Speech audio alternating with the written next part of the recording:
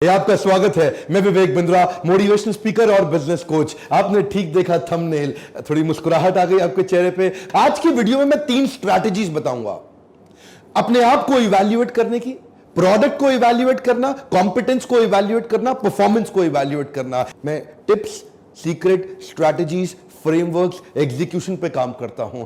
जड़ें मजबूत करने वाला वीडियो है ये 3 स्टेप का। इसके बाद एक वीडियो और देने का भी मन है मेरा। शायद ही ऐसी कोई बड़ी मल्टी लेवल मार्केटिंग की कंपनी बची हो जिसके ओनर, प्रमोटर, चेयरमैन या डायरेक्टर ने मुझसे पर्सनल आके कोचिंग ना ली हो या मेरा लीडरशिप फनल ना अटेंड किया हो। सीनियर लीडर्स ये जानते हैं कि बिजनेस हो हल्ला शोर शराबे से नहीं बढ़ता। बिजनेस बढ़ने के लिए आपको फ्रेमवर्क, वो समझ, वो स्ट्रैटेजीज बनानी बहुत जरूरी है ताकि आप उन फ्रेमवर्क को एग्जीक्यूट कराएं और फ्रेमवर्क बिजनेस चलाएं। आप बैठे आराम से। फ्रेमवर्क कैसे चलाते हैं ये 3 बातें सुनिएगा ध्यान से, जिसमें मैं आपको स्टेप बाय स्टेप बताना चाहता हूं। पहले लेंगे प्रोडक्ट इवैल्यूएशन। सुनने में थोड़ा सा टेक्निकल लगता है, अंग्रेजी जैसा लगता है, घबराइए मत, सरल भाषा में बताऊंगा। सबसे पहले जिस भी कंपनी में आप काम कर रहे हैं, वो प्रोडक्ट इवैल्यूएशन का पहला स्टेप अपने प्रोडक्ट की नीड और अर्जेंसी पहचानने की कोशिश करो। मार्केट में जो प्रोडक्ट आप बेच रहे हैं उसकी जरूरत कितनी है।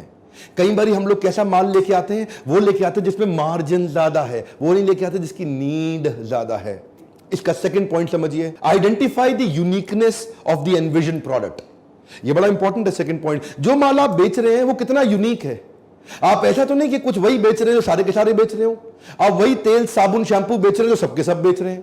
आप वही टूथपेस्ट बेच रहे हो सबके सब बेच रहे हैं। अगर वो टूथपेस्ट है भी कितनी यूनिक है, अगर वो तेल, साबुन, शैंपू है भी कितनी यूनिक है। ऐसा तो नहीं कि कोई भी कॉपी मार लेता आकर के एमएलएम चालू कर देता है, लो जी मेरा भी टूथपेस्ट पकड़ो। इसलिए सबसे पहले प्रोडक्ट इवैल्यूएशन बहुत जरूरी है, क्योंकि अगर प्रोडक्ट ही गलत हो गया, प्रोडक्ट ही ऐसा है जिसका रीपर्चेज ही ना आए, तीसरा पॉइंट क्या है, रीपर्चेज, उसका रेकरिंग रेवेन्यू ही ना आए, तो फायदा क्या हुआ जी। अच्छे ग्लोबल जायंट्स हमेशा पीएसपी बिल्ड करते हैं, प्रॉब्लम सॉल्विंग प्रोडक्ट। वो प्रोडक्ट जिससे मार्केट की बड़ी बर्निंग प्रॉब्लम सॉल्व हो रही हो। तो जो आप एमएलएम में बेच रहे हो, ऐसा तो नहीं कि जी आप भी वही बेच रहे हो जो सारे बेच रहे हो, कोई बर्निंग प्रॉब्लम आप सॉल्व ही नहीं कर पा रहे। ये सब वो ब्रांड है जिनको एडवर्टाइजमेंट नहीं करना पड़ता, प्रॉब्लम सॉल्विंग प्रोडक्ट तैयार कर गए। एनीवेज वो ट्रेडिशनल ब्रांड है। आप मल्टी लेवल मार्केटिंग में है, सोचिए कि माल जो प्रोडक्ट आपका है उसको जरूर इवैल्यूएट कर लीजिए। और अगला है कॉम्पिटेंस इवैल्यूएशन। अपना भी तो कॉम्पिटेंस इवैल्यूएशन करना पड़ेगा आपको। चलो आपने कंपनी को तो आकलन कर लिया, अपना आकलन किया आपने कंपनी का इवैल्यूएशन कर लिया, अपना इवैल्यूएशन किया कि आप भी उस एमएलएम कंपनी के लायक हैं भी कि नहीं है। इसमें भी 3 हिस्से हैं, पर्सनल इफेक्टिवनेस, इंटरपर्सनल इफेक्टिवनेस और ऑर्गेनाइजेशनल इफेक्टिवनेस। क्या होती है 3 चीजें ये। पर्सनल इफेक्टिवनेस मतलब आप खुद अंदर से कितने ताकतवर हैं। क्या आप में वो नेगेटिव कस्टमर को सहने की क्षमता है कि नहीं, आप में वो फेलियर को सहने की क्षमता है कि नहीं है। 100 लोगों से आप मिले, क्या आप में 95 नेगेटिव फेलियर्स को टॉलरेट करने की ताकत है। पहली ताकत तो आपके अंदर वो कन्विक्शन, वो एंथुसियाज्म का ट्रांसफर ही सेल्स को बढ़ाता है। जितना आप अपने प्रोडक्ट पे उत्साहित है ना, उतना ही उत्साह दूसरे वाले को दे सकते हैं। आपका personal effectiveness, that's first. Second है इन्फ्लुएंस करने की कला, सामने वाले को कोच करने की कला, उसको इन्फ्लुएंस करना आता है आपको। क्या आप बड़े से बड़े ऑब्जेक्शंस को हैंडल कर लेते हैं। क्या आप दूसरों को प्रभुभावित कर लेते हैं। ये हो गया इंटरपर्सनल। पहला पर्सनल, दूसरा इंटरपर्सनल, तीसरा ऑर्गेनाइजेशनल। ऑर्गेनाइजेशनल क्या होता है, अपलाइन और डाउनलाइन। इनके साथ आपके कैसे संबंध, क्या आप अपलाइन को कंटिन्यूअसली रिस्पेक्ट कर पा रहे हैं या अपलाइन को अपने कंपटीशन की तरह देख रहे हैं। अगर अपलाइन से संबंध अच्छा नहीं, आपका गेम तो वैसे भी ओवर हो जाएगा। लंबा वो आदमी टिकता ही नहीं जो अपने सीनियर की रिस्पेक्ट ही ना कर सके। और डाउनलाइन को आप कितना इन्फ्लुएंस कर पा रहे हैं, इसको बोलते हैं ऑर्गेनाइजेशनल। ऊपर नीचे दाएं बाएं, जब पूरी ऑर्गेनाइजेशन को आप रन करने लायक हो जाते हैं, सबसे बड़े डायमंड बनते हैं आप। जैसा जैसा लीडर करेगा वैसा वैसा तो डाउनलाइन भी करेगा, पर जैसा जैसा अपलाइन कहेगा वैसा वैसा डाउनलाइन नहीं करेगा। लीडरशिप सफल तभी होती है जब आप करके दिखा पाते हैं। पहले आचार फिर प्रचार। जैसा जैसा लीडर करेगा डाउनलाइन अपने आप करेगा, पर अगर लीडर खाली कहेगा डाउनलाइन कुछ नहीं करेगा। आप एक्शन मैन है, आप प्रोसेस मैन है, आप पीपल मैन है कि आप आइडिया मैन है। एक्शन मैन एकदम एक्शन में लग जाता है, ये लोग एमएलएम में सफल हो जाते हैं। उसकी स्पीड तेज है, उसका एग्जीक्यूशन, डिसीजन अभी की अभी, राइट नाउ करके दिखाएंगे, जान लगा दूंगा, एडी चोटी का जोड़ लगा दूंगा, ये एक्शन मैन है। प्रोसेस मैन क्या है, नहीं नहीं नहीं, स्टेप बाय स्टेप चलेंगे।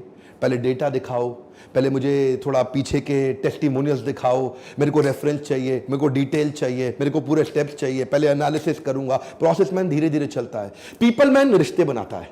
लोगों के साथ जुड़ के चलता है।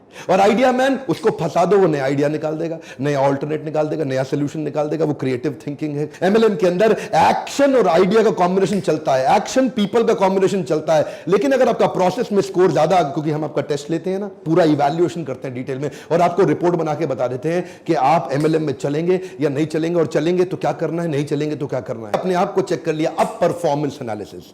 भैया आप घुस तो गए कंपनी में, एमएलएम में ज्वाइन तो कर गए, अब 5 स्टेप में देखिए कि आपकी परफॉर्मेंस ठीक आ रही है कि नहीं आ रही है।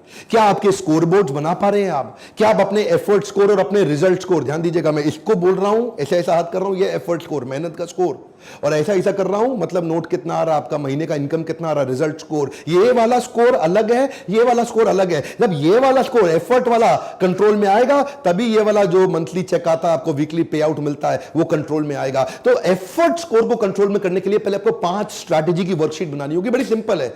मेरी ये मत समझिए कुछ स्ट्रैटेजी वर्कशीट, अरे पता नहीं क्या होता है। अरे मेरा काम ये है कि मैं साधारण भाषा में आपको एम्पावर कर दूं। बिजनेस करने के लिए खाली पागल की तरह भागना नहीं है, दीवार को धक्का नहीं लगाते, दरवाजे को धक्का लगाते। वही सिखाता हूं आपको कि मछली को पेड़ पे नहीं चढ़ाना, पानी में कैसे चलेगी। आपकी कॉम्पिटेंस, आपकी ताकत को एंगेज करेंगे। आपकी ताकत है इस तरफ और आप भाग रहे हैं इस तरफ, अरे मेहनत ज्यादा लगाओगे, रिजल्ट आएगा नहीं। आजकल मेरे हर बैच में, हर इवेंट में एमएलएम के लीडर्स तो जरूर ज्वाइन करते हैं।